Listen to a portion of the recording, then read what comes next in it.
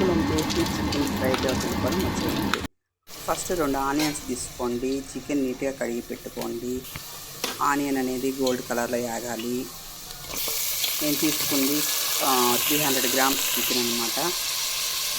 దాన్ని బాగా నీళ్ళు పోనీయండి. తర్వాత అల్లం తెల్లగడ్డ పేస్టు, పసుపు, ఉప్పు వేసుకోండి. చికెన్లో వాటర్ మొత్తం పోవాలండి. చూడండి, ఈ వాటర్ ఉంది కదా, ఈ వాటర్ మొత్తం ఇంకిపోవాలి. చూడండి, ఇలా ఆయిల్ అనేది మనకు ఫామ్ అవ్వాలన్నమాట. మనకు ఆయిల్ ఫామ్ అయిన తర్వాత గరం మసాలా అంటే జీలకర్ర, ధనియాలు, గరం మసాలా అనమాట. హోమ్ మేడ్ గరం మసాలా అనమాట. ఇది వేసుకోండి. ఇది వేసుకున్న తర్వాత మీకు టేస్ట్కి తగ్గినట్టు కారం వేసుకోండి. కారం వేసుకుని ఇవి కూడా బాగా నీట్గా కొద్దిగా రోస్ట్ అవ్వనివ్వండి. అయిన తర్వాత మనం ఒక టమోటా, మీడియం సైజ్ టమోటా ఒకటి చాలండి.